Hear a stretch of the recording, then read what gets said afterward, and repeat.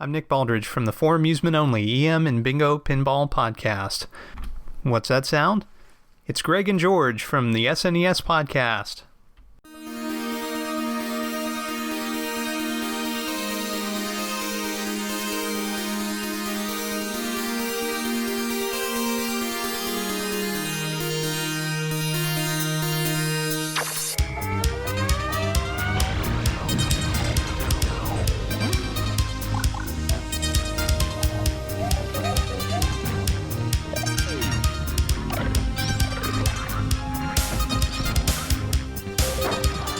$200, a Super Nintendo setup costs twice as much as the old system. For the money, the company promises better pictures, sound, and adventure.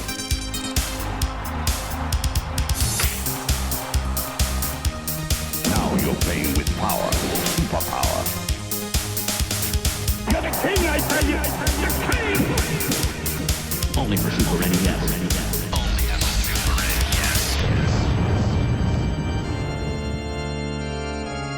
You're listening to the SNES podcast with your hosts, Soul Blazer and George.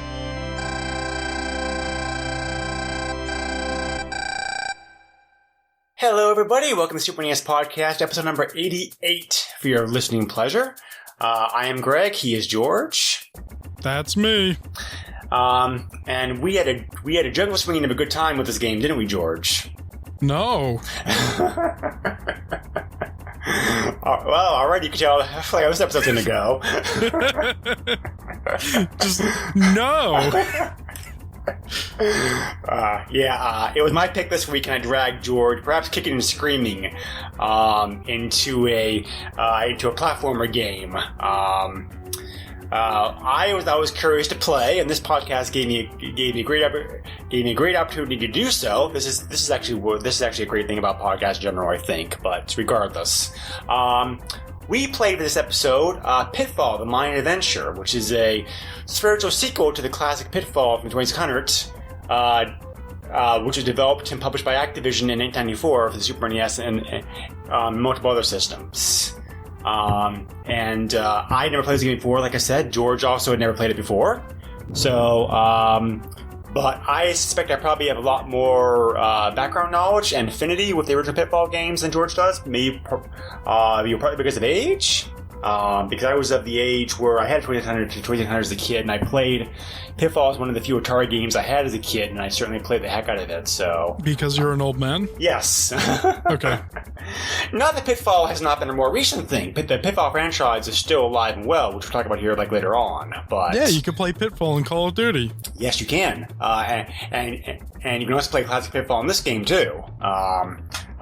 Which... Yes. I'm not sure if you found that, but it's here.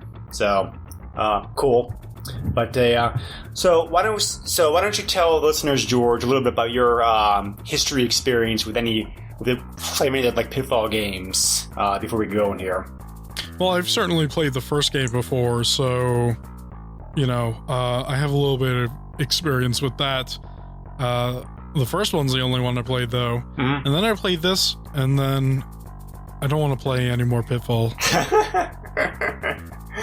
Well, the reason I call it a spiritual sequel is a sequel, because the gameplay is similar to Pitfall, but there's also some significant differences to it.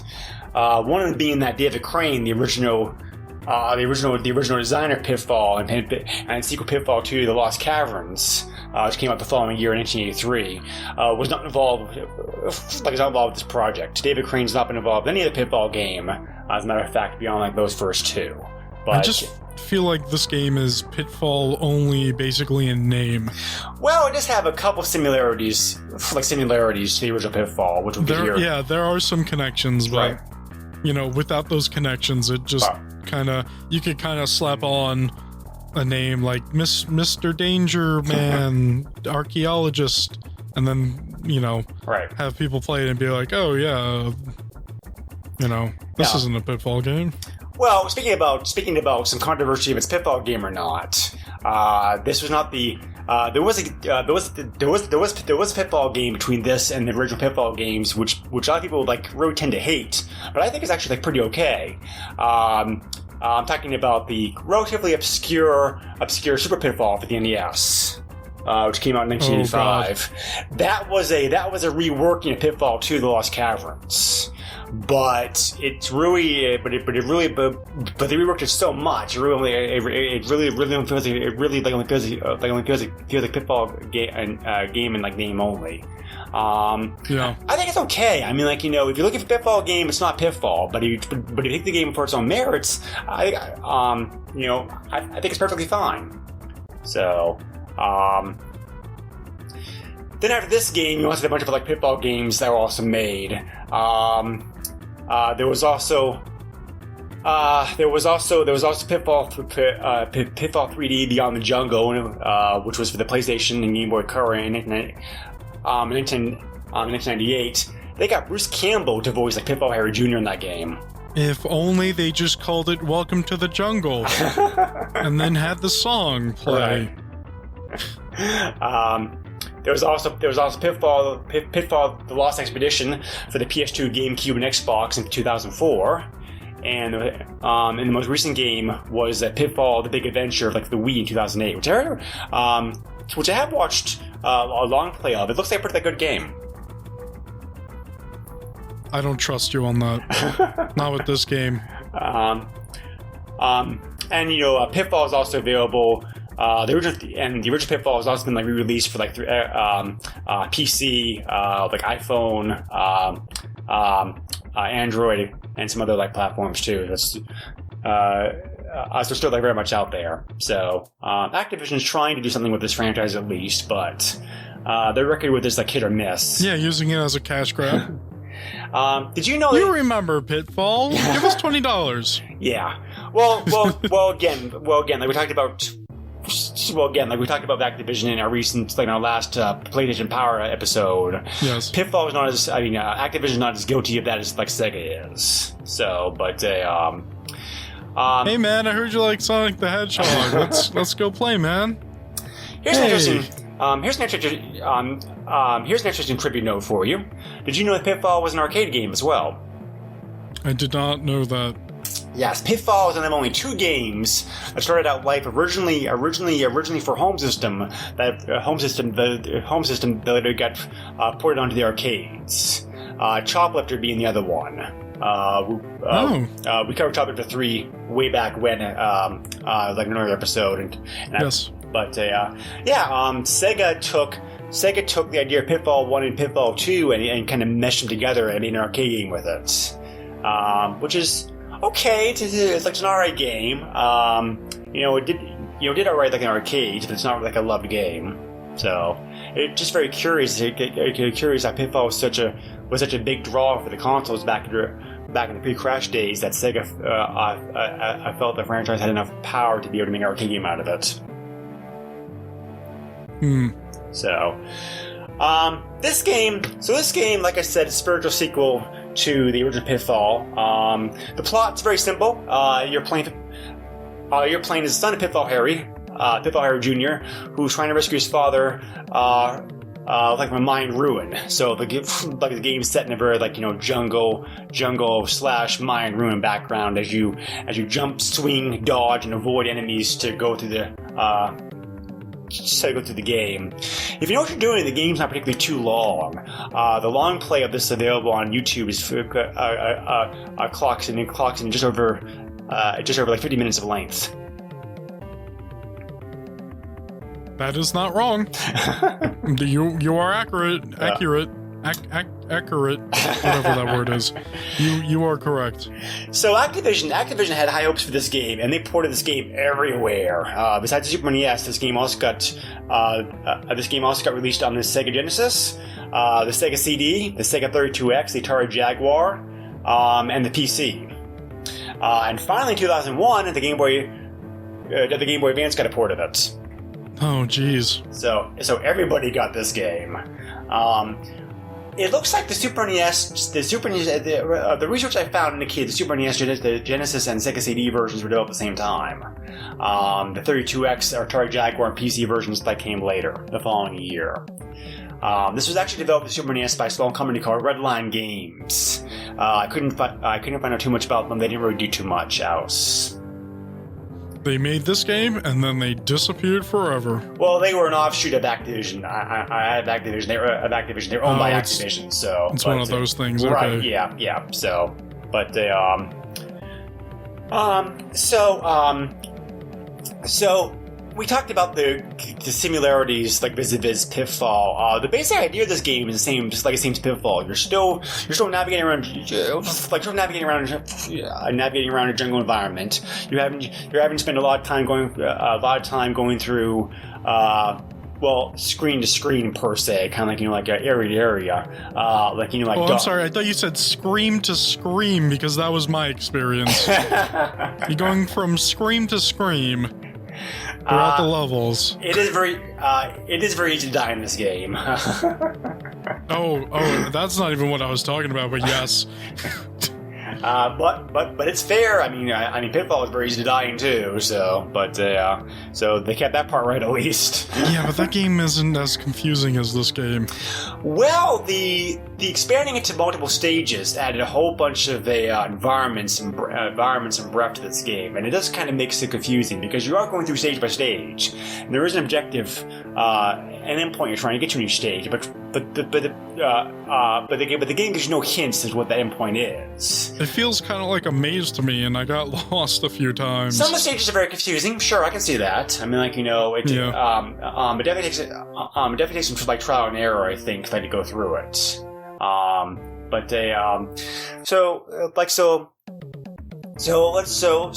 talk about the high points of this game. The graphics are gorgeous. I mean, very, very detailed, lush graphics in this game. Mm-hmm.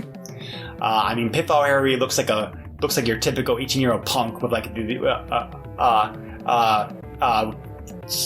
dark leather jacket and the off-tone pants. The animation for this game got praised when the game came out. Really beautiful work in Super NES. They advertise the reviews movie-like quality. I wouldn't say that high, but the animation definitely flows very smoothly in this game. So I think at least it's definitely one of the game's strong points. Yeah, if you take a look at the animations, if you're climbing up a rope or something like that, it's really nice. Yeah, and Pitfall Harry seems to move in hand very well too. I think I didn't have a problem controlling him. My frustration with the controls came I was sometimes I panic hit the wrong button. But I thought the Harry moved and handled very well in this game. Yeah, I don't think the problem was controlling him. I think part of the problem was the hit detection on the enemies. It's a little bit off, yes. Yeah. It's not egregious. Egregious? Yes, thank you. Yeah. My turn to mess up a word, but you know what? You're forgiven. I couldn't say accurate. But no, it's a little off, yeah. But when you get to a boss battle, the cougar or jaguar or whatever it is. Yes, yeah. That's when, even if the hit detection's slightly off or whatever, it still feels pretty bad because, you need to... For me, it felt like I had to get a perfect hit on the enemy to finish that boss battle. And if I wasn't dialed within, X amount of time for timing and accuracy and everything, there's just phase through it. Yeah, the boss battles I definitely have some gripes about. I agree with everything that you said. I like the idea of boss battles like this game. I just don't think they were engineered or handled quite as well as they could. No. Having said that, I think the boss battles themselves are pretty cool. The enemies make sense. They certainly they fit. They fit very well as an environment. How many games have we played where the bosses don't seem like they belong in that game at all? A lot. So, but whereas this game, I thought it's a Jaguar, that makes sense. So, but it would have been better if it was just the Atari Jaguar and you had to destroy it with a hammer. Well, this game came out on the Jaguar, so, but... That would be even better, because then you'd be destroying a Jaguar on your Jaguar. They might as well just come out with a hammer control. I'm just kidding. I'm very curious to see what Shinto says about this game when he gets to this game in this podcast. But yeah, so, you also collect some items that you play through the game. There are coins that you have to get, and there's also like bags, and those do different things. And sometimes you pick up exploding marbles. I will say that your Alex remaining graphic on the game screen is a nice touch. It shows Harry like being chased by an alligator. yeah, it makes me think of the first game, honestly. When I saw that, I was like, oh, that's cool, because I'm sure a lot of people were eaten by the alligators or crocodiles or whatever in the first game. So the easy way to die in that game for sure, bar none. But because jumping across from crocodile head to crocodile head in that game required perfect timing. So it's that health bar was pretty creative. It wasn't just like some kind of like red bar or whatever. Right. Or like some kind of, whatever. It has style to it, and, more hits you take, the closer the crocodile gets to eating you. Right. His mouth opens, and yeah, it's pretty cool. Yeah, I mean, I think that regardless about the gameplay itself, because the gameplay is a whole different issue. I think this game shows some love went into it. I mean,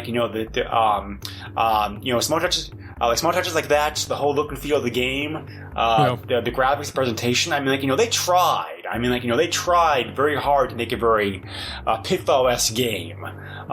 We can quibble about how well that the gameplay actually works, but the graphical, the nuanced style, and the gameplay style feels right for like a Pitfall-esque like type of game here.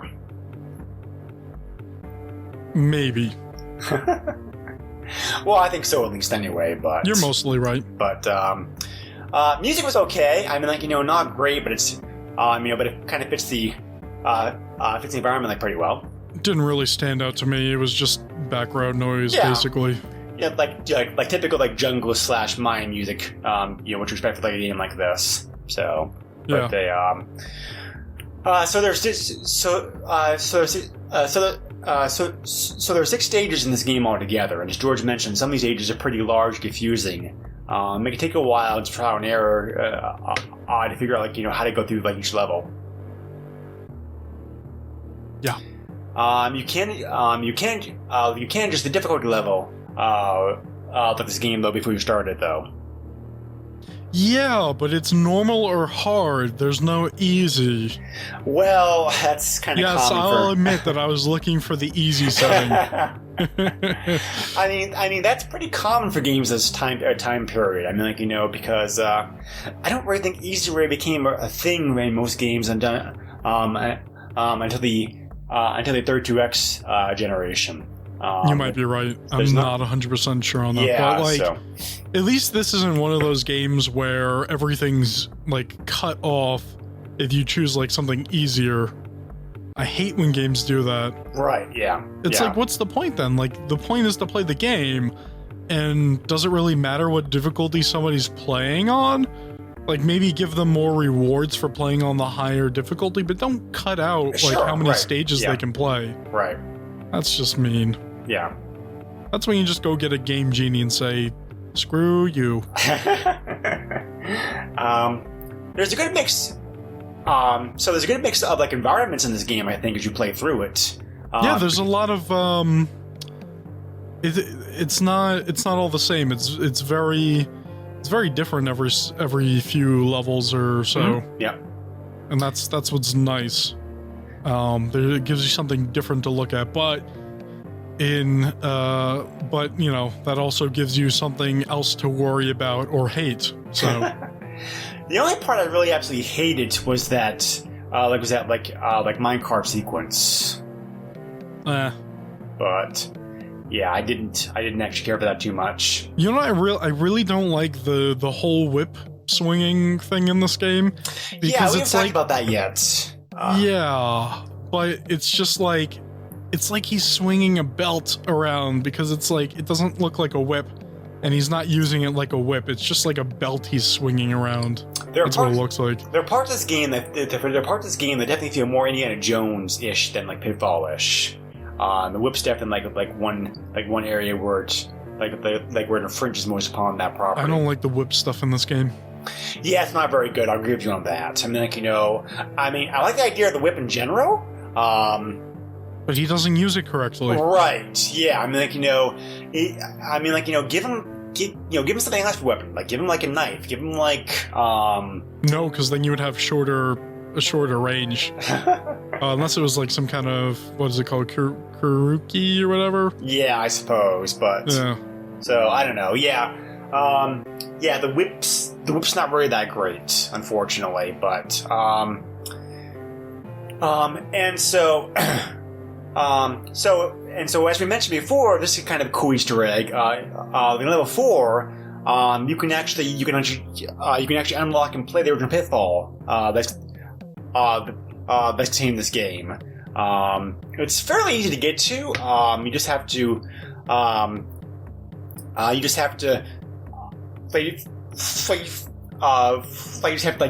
run through like hidden wall, find a spring, and that will send you through a fake wall, and then like you just run to the right, and boom, you're like the original Pitfall.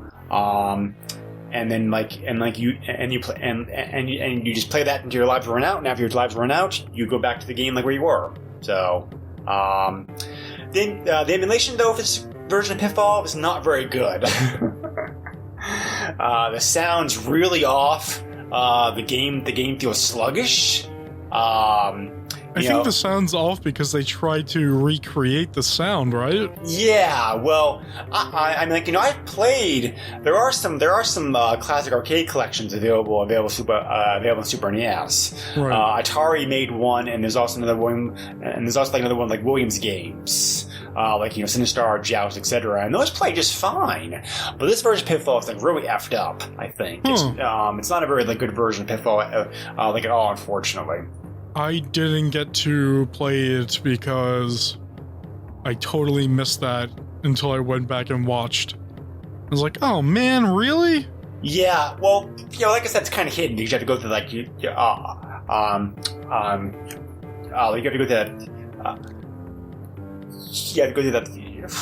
to go through that big wall and whatnot. But pretty cool for Activision to put that in here, though. At least I will give them that much. Yeah, no, that's really nice. Calling back or getting back to its roots and whatnot. So how far in this game did you get, George? Did you actually beat this? No. Okay. Not at all. Yeah, I did. Just thought that just some just like trial and error. The ending, I think, is very cute, because actually when you rescue your father, at the end of the game, it actually shows I thought it was just really funny. It actually shows 8-bit style, like Pitfall Airy. Yeah, it's great. Yeah, it's creepy though, because then they have a picture of them walking away. Yeah, and it looks like a more realistic version of that, and it's just like, that's creepy. It's like a toothpick man or something. Well, in that Wii Pitfall game I talked about earlier, what was it called? Pitfall: The Big Adventure. There's a code you can put in that game to play the whole game as 8-bit style, 8-bit style Harry, in that game too. Oh, really? Yeah. Oh, okay. So yeah, it's kind of creepy, but it's also kind of fun at the same time. But it's and of course he complains. Oh, what took you so long? It's okay. Well, I just spent a couple hours trying to go through the jungle. The worst jungles had to save your butt. So that's almost died multiple times. Yeah. But, so hey, thanks. If you want me to do it quicker, then I'll just go back and we can try this again. Right. Right. So I think I've touched upon most of the gameplay elements here. Oh, there's that one part. Every now and then you have to pick like every now and then you go into a room like 3 levels. It's like you have to pick like which one to pick, which one to throw by pushing either the Y, X, or like a A button on your controller, and that will affect certain things too as you come up across them. So, yeah. So, I know you're not really a huge fan of platformer games, George, but I thought that, I was hoping at the very least that the combination of the graphical style and also like the pretty unique gameplay for its time period, I think, would be enough to be able to give you some enjoyment playing this game. No. So I'm sorry. Like, seriously? When I first started it up, I was like, oh, this looks cool. This is interesting. And then I started playing it, and I was like, all right, this really is not for me. Can I get a dice roll for this jump instead? Like, what's my jumping skill? Can I level up? How do I grind? This is definitely like an old school, like an old school platform style game. Yeah. Really, the only concessions, the boss fights are the modern touch that they put in this game to bring up to the then current time. I think. I think as far as platformer game goes, it feels fine. It doesn't play great, but it's not the worst platformer game out there either, I think. Oh no, I'm sure there is much worse out there. There is much worse, trust me on that point. They're probably like movie-based games. Some yes, some no. There are some decent movie games out there, I think. Is that possible? Yeah. I think they just broke the law then. No, there's some okay movie games out there, but okay. like the Generation, but yeah. So overall, recommending this game. That's hard for me to say because it's like Well, you recommended that I play this. Well, I thought you'd like it more than you did, so I apologize. No, not at all. But we can at least both of us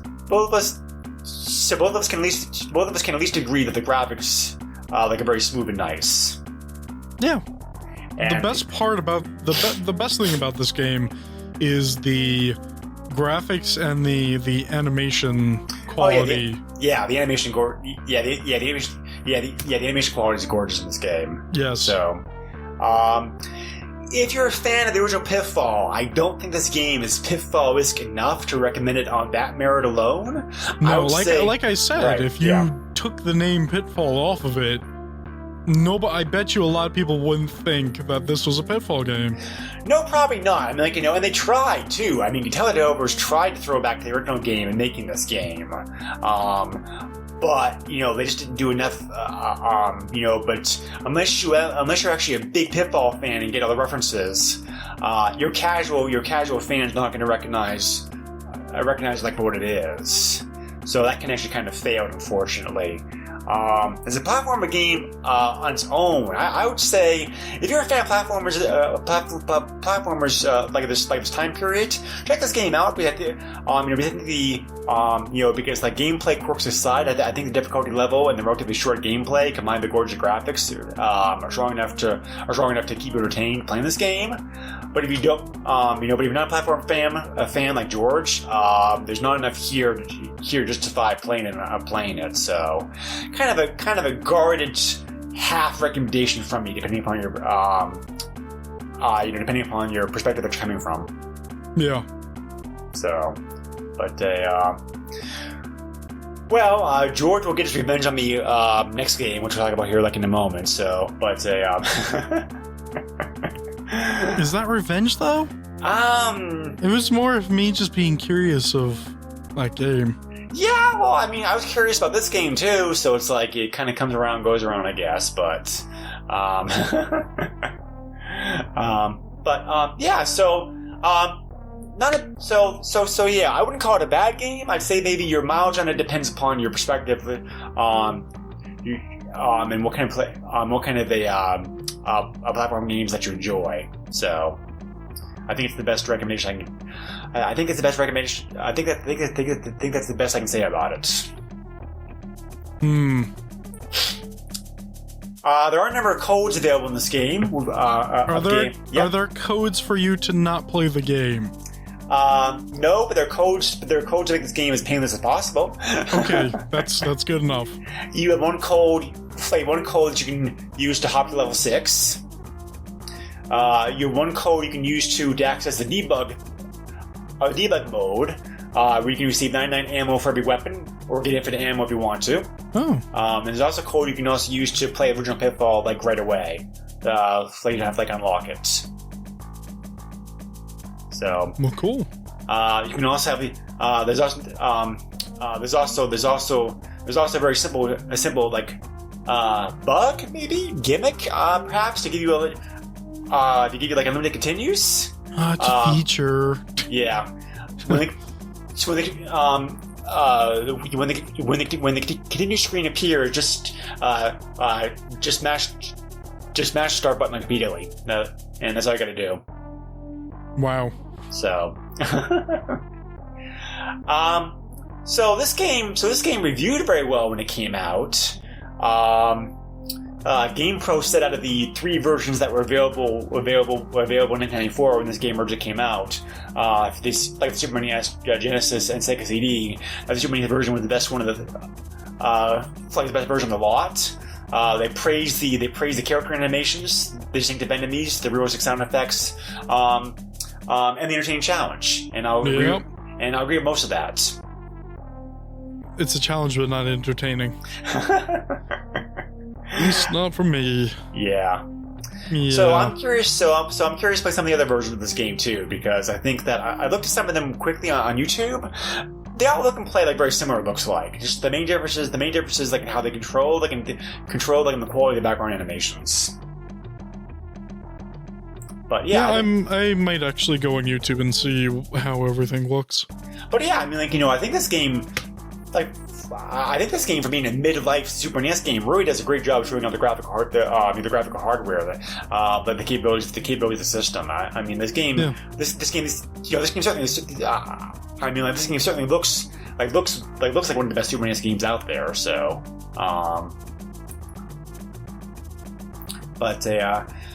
So anyway, this game is relatively cheap to buy on eBay. Assign your own reason for that, if you want to, but I will. 105 copies currently available on eBay. 88 copies that recently sold. Card only. These prices include shipping. You can have anywhere from $4.25 to $10. So, and I say that's a fair price. I guess, if you want to put it on the shelf.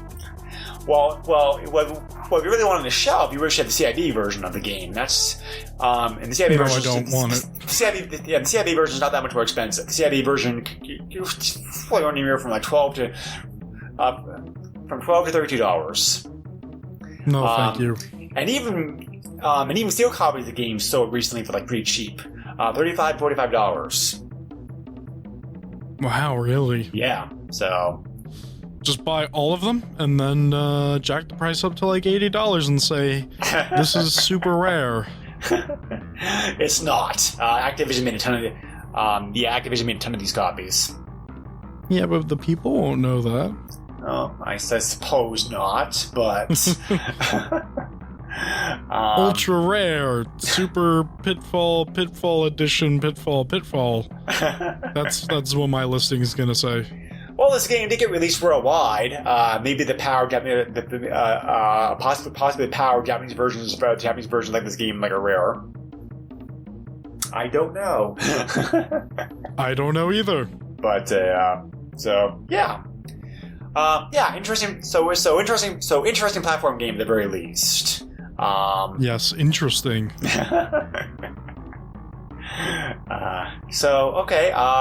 I don't think I have this.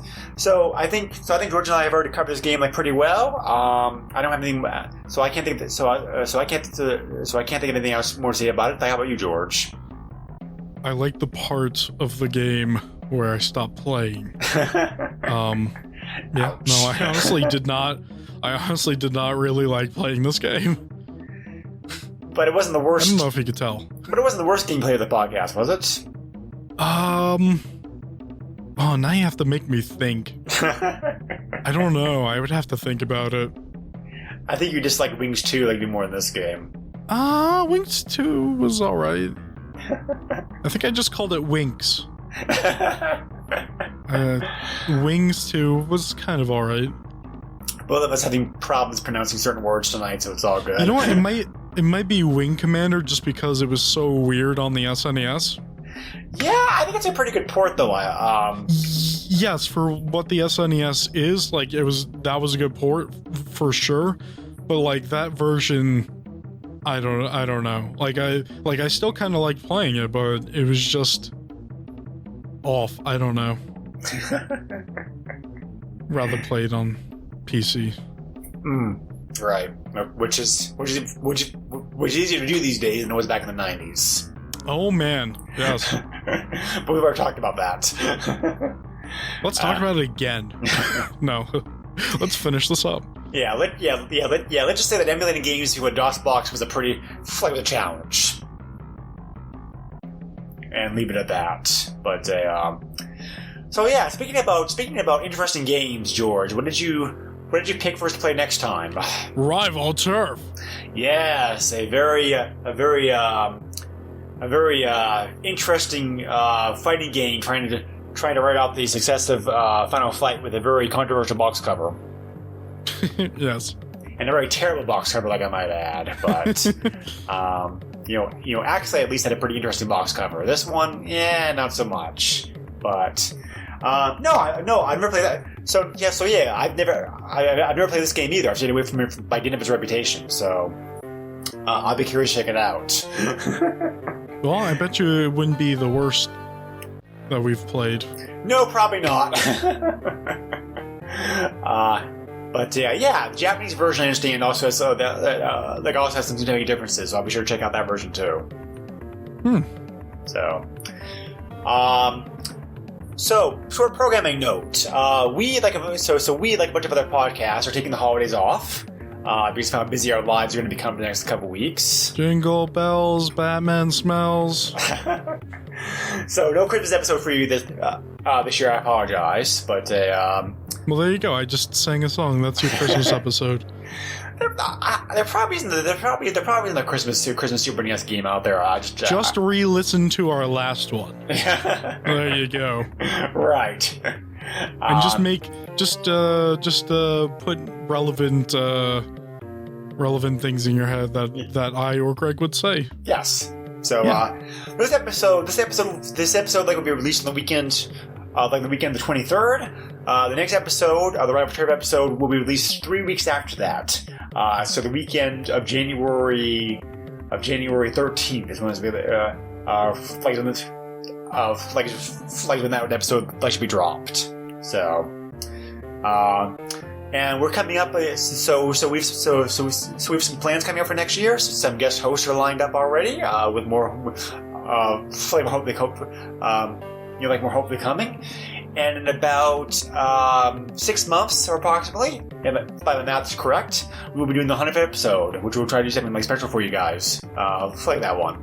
Woo! But so anyway. We always appreciate your support very much. If you have any feedback, comments, etc., game suggestions, what have you, feel free to check us out. Oh, I have a suggestion. Oh boy. We should play Rival Turf. Yes, beyond that. Oh, hey, SNES Podcast is going to be covering the game that I chose. Guys, you should listen to it. It's going to be awesome. Yes. Every episode's awesome. I mean, we try, so. Yes, anyway, you can always leave us comments or whatnot on our Facebook page. Or leave us an iTunes review. A review, very much appreciate it.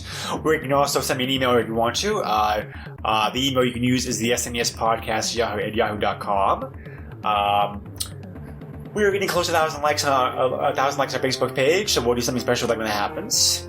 Yeah, I keep seeing people liking it. It's like, wow. Yep, it's getting it's getting close. So Yeah. But we are a proud member of both the Throwback Network and Retro Junkies networks, which are also a great place to find other retro themed podcasts, both gaming and non-gaming related. So be sure to check those out as well. I heard that there was a very good Master System podcast part of the Retro Junkies network. Yes, is that true? Yes, it's very good, and it needs more episodes. It does.